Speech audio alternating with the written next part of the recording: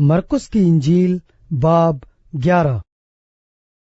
जब वो यरूशलेम के नजदीक जैतून के पहाड़ पर बैतफगे और बैतनिया के पास आए तो उसने अपने शागिर्दों में से 2 को भेजा और उनसे कहा, अपने सामने के गांव में जाओ और उसमें दाखिल होते ही एक गधी का बच्चा बंधा हुआ तुम्हें मिलेगा, जिस पर कोई आदमी अब तक सवार नहीं हुआ। उसे खोल लाओ, और अगर कोई तुमसे कहे कि तुम ये क्यों करते हो, तो कहना कि खुदावंद को इसकी जरूरत है, वो फील फौर उसे यही वापस भेज देगा।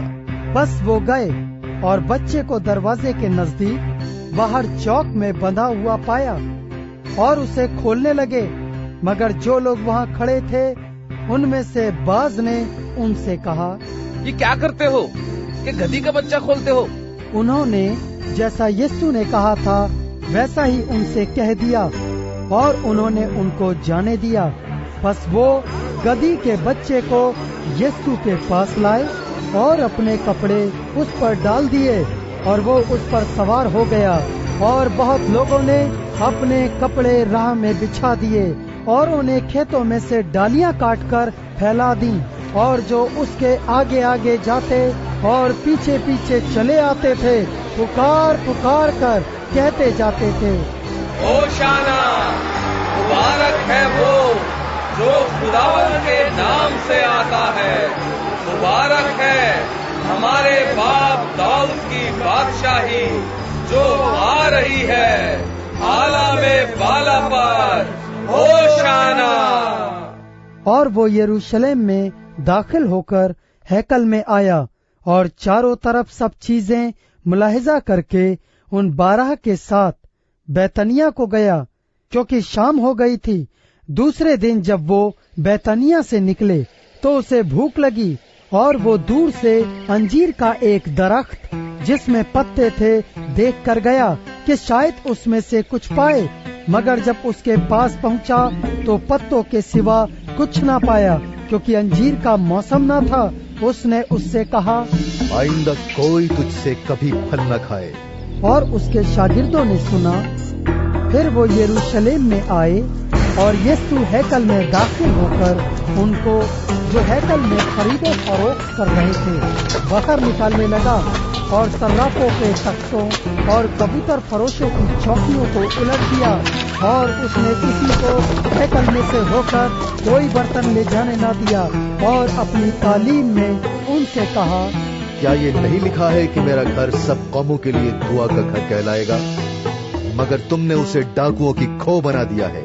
और सरदार काहिन और फकीह ये सुनकर उसके हलाक करने का मौका ढूंढने लगे, क्योंकि उससे डरते थे, इसलिए कि सब लोग उसकी तालीम से हैरान होते थे।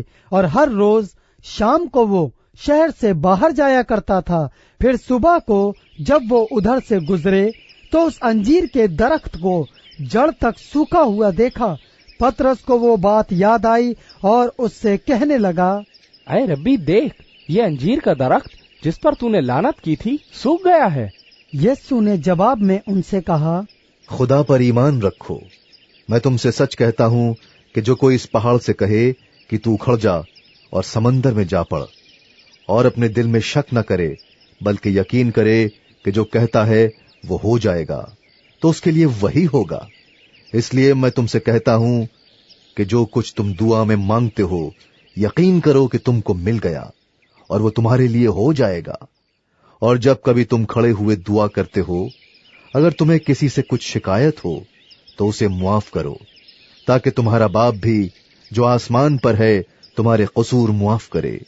और अगर तुम मुआफ न करोगे तो तुम्हारा बाप जो आसमान पर है तुम्हारे कसूर भी मुआफ न करेगा। वो फिर यरूशलेम में आए और जब वो हैकल में फिर रहा था तो सरदार काहिन और फकीह और बुजुर्ग उसके पास आए और उससे कहने लगे, तू इन कामों को किस इख्तियार से करता है? या किसने तुझे इख्तियार दिया कि इन कामों को करे? यीशु ने उनसे कहा, मैं तुमसे एक बात पूछता हूं, तुम जवाब दो तो मैं तुमको बताऊंगा कि इन कामों को किस इख्तियार से करता हूं। यूहन्ना का बपतिस्मा आसमान की तरफ से था या इंसान की तरफ से? मुझे जवाब दो।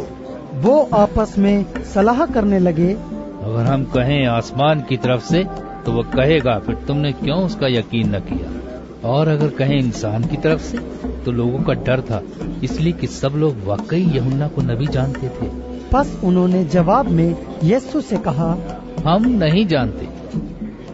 यीशु ने उनसे कहा, मैं भी तुमको नहीं बताता कि इन कामों को किस इख्तियार से करता हूँ।